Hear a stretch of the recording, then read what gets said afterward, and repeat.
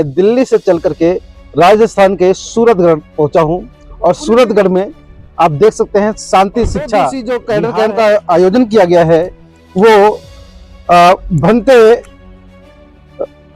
निम्बाग पार्थिक जी हैं। भंते निम्बाग पार्थिक के हैं जो जिनके तत्वाधान में चारों तरफ आप देख सकते हैं कि किस प्रकार से ये छप्पर जो है ये एक प्राकृतिक वातावरण का आभास है, क्योंकि जो शुद्ध जो प्राकृतिक वातावरण है वो आपको यहाँ पे देखने को मिलेगा। जैसे कि बुद्ध का भी जो ज्ञान है वो प्रकृति पे भी आधारित है और आप देख सकते हैं महापुरुषों का मिशन है। तो अब इसके लिए तो जो अपने को काम अब करना ही होगा और फिर अपने आप को होना ही पड़ेगा इस काम में।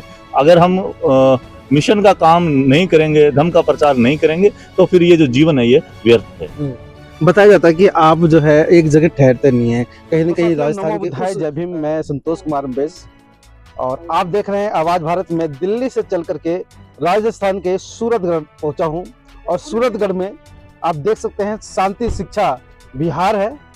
एक तरफ तथागत बुद्ध की प्रतिमा और दूसरी तरफ बाबा साहब की प्रतिमा। तो आप समझ सकते हैं कि ये जो लोकेशन है, ये जो क्षेत्र है, वो क्षेत्र में मैं दिखा देना चाहता हूँ। अगर चारों तरफ मैं कैमरा दिखाऊं तो ये आप ये यहाँ के जो कॉलोनी है मैं वो दिखा देना चाहता हूँ। जो कॉलोनी में ही ये बुद्ध विहार है, शांति शिक्षा बुद्ध विहार है और 2 दिवसीय यहाँ पर कैडर कैंप का आयोजन किया गया है।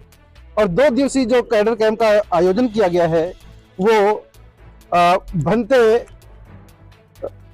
निम्बाग पार्थिक जी हैं। भंते निम्बाग पार्थिक के हैं जो जिनके तत्वाधान में ये 2 दिन का कैडर कैंप चल रहा था। और साथ ही दिल्ली से आए हसदो इंडिया के राष्ट्रीय अध्यक्ष सम्राट विजय बौद्ध जी और सिरोही जी जो कि हरियाणा से चल करके यहाँ पे उपस्थित हुए। और 2 दिन का जो कैडर कैंप रहा है, तथागत बुद्ध के बारे में जो उनकी जो बुद्धि और विवेक के बारे में जो ज्ञान था वो यहाँ पे समझने को मिला। वो कैडर कैंप में टेक्निकल के माध्यम से, बोर्ड के माध्यम से वो हमें यहाँ पे प्रशिक्षण भंते जी के द्वारा किया गया। अभी हम चलते हैं उसी प्रांगण में, उसी पंडाल में जहाँ पर इस प्रशिक्षण का आयोजन किया गया, वो मैं दिखा देना चाहता हूँ। आप पहले ये बाहर का लोकेशन देखिए, ये बुद्ध विहार में। तो आप ये जो सीधी जो तस्वीरें हैं ये बुद्ध विहार की है। कैसे वो आसपास में हरियाली भी आप देख सकते हैं।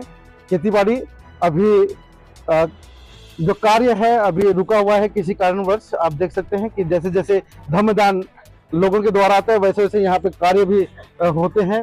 आप छप्पर का ये आप देख सकते हैं, ये हाथों से तैयार की हुई ये जो छप्पर है, इसी में जो प्रशिक्षण का जो आयोजन था इसी में किया गया।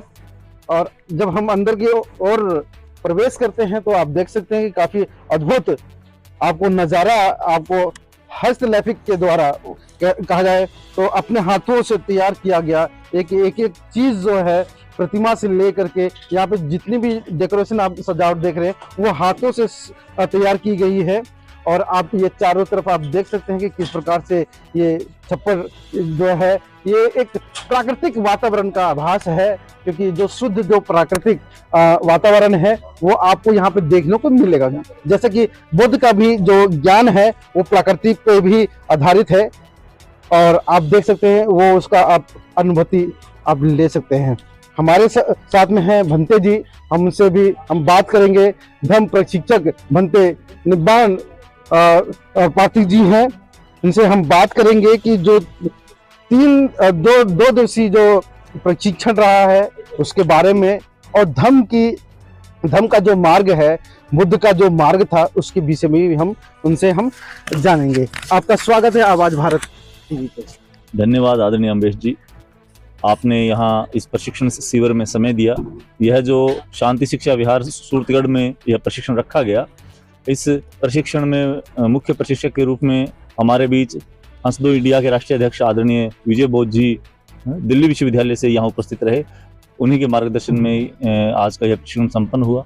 इस प्रशिक्षण में राजस्थान के अलग अलग जगह से मुख्य साथी कार्यकर्ता लोग आए, शुद्धिजन विद्वान जो आए, तो उन्हीं के साथ कल दोपहर से लेकर के रात तक डिस्कशन चलते रही और फिर रात से लेकर के अब दोपहर तक ये कंटिन्यू प्रोग्राम हमारा चलता रहा।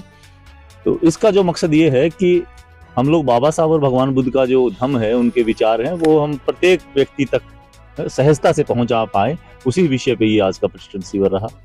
हम बंते जी राजस्थान में हैं और जैसा कि आपने प्रशिक्षण का आयोजन किया है राजस्थान के ये जो सूरतगढ़ है वहाँ पे, क्या लग रहा है कि राजस्थान जैसे इतने बड़े मतलब कि राज्य में और बुद्ध धर्म को स्थापित करना कितनी कठिनाइयों का सामना करना पड़ रहा है?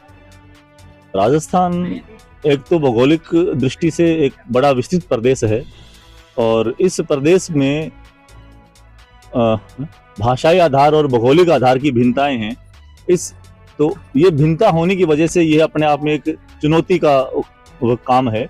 परंतु हम लोग सबसे अधिक ऊर्जा विराट नगर से लेते हैं। विराट नगर सम्राट अशोक ने वहाँ शिलालेख बनवाए, विहार बनवाया। तो हम समझते हैं कि जब वहाँ तक सम्राट अशोक ने, जब जयपुर के पास वो स्थान है, तो वहाँ से हम लोग ऊर्जावान होते हैं कि यहाँ कम से कम सम्राट अशोक का ये विशाल भूखंड रहा है। तो हम सब उसी ही विशाल भूखंड और जम्मू द्वीप के हम सब निवासी हैं। तो समस्याएं और ये दुर्गमताएं तो हैं ही हैं, पर वो जो हमारा हौसला है उसको ये डिगा नहीं पा रही।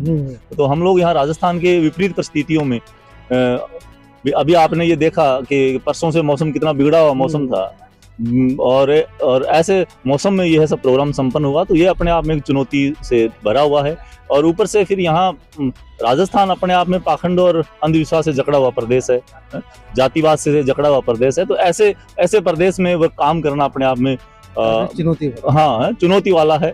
बट अब जो चुनौतियां हैं, पर ये जीवन का लक्ष्य है और संतों महापुरुषों का मिशन है। तो अब इसके लिए तो जो अपने को काम करना ही होगा और फिर अपने आप को होना ही पड़ेगा इस काम में।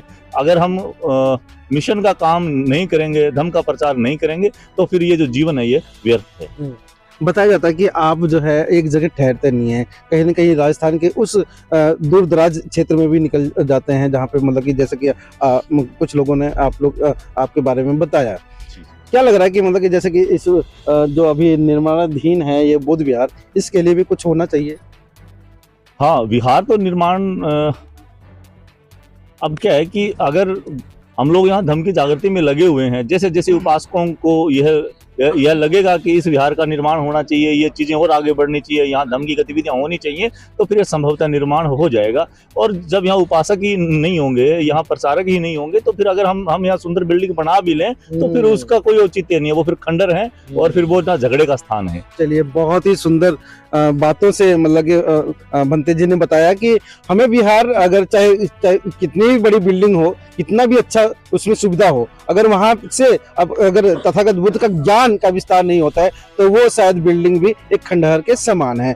अब बंते जी, आपने टेक्निकल कुछ चीजें बताई हैं, कुछ ऐसी इतिहास जो है हमारे जो दर्शक जो जानना चाहते हैं, जो कि प्राचीन काल से, जो तथागत बुद्ध काल से निकल रही है, क्योंकि यहाँ पे वर्ण व्यवस्था का आप जानते हैं कि मतलब कि भारत जैसे देश में छुआछूत, धर्म और जातिवाद, ये सब सारी मतलब वो है, मगर बुद्ध का जो शुद्ध जो मार्ग है वो क्या है?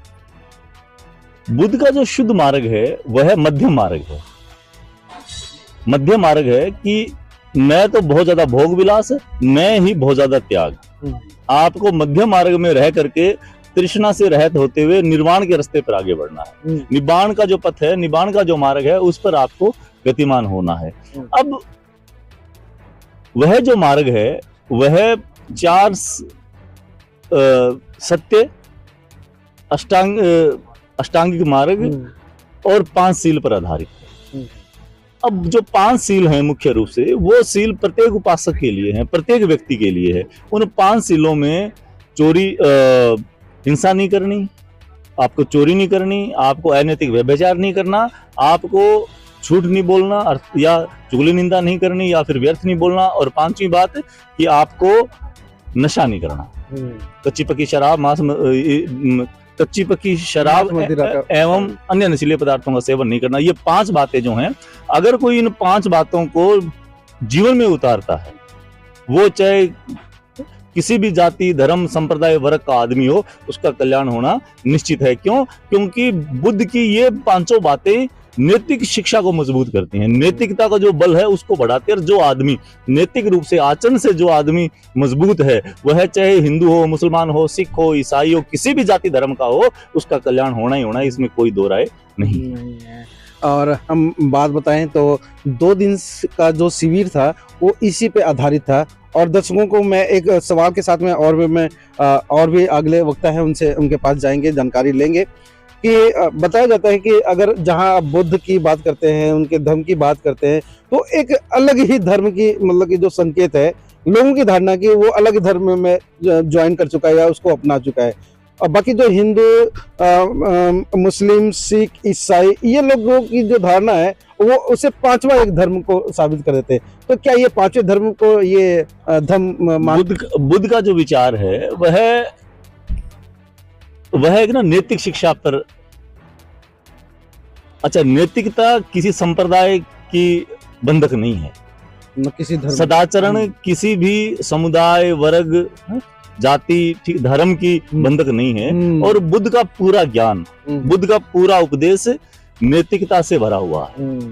अब जो संप्रदायवादी आदमी है या जो नैतिकता का विरोधी अनैतिक आदमी है, वो फिर अपने हिसाब से कुछ भी कहे, इसमें हम किसी को रोक नहीं सकते। भारतीय संविधान उन्हें आजादी देता है अपनी बात कहने की।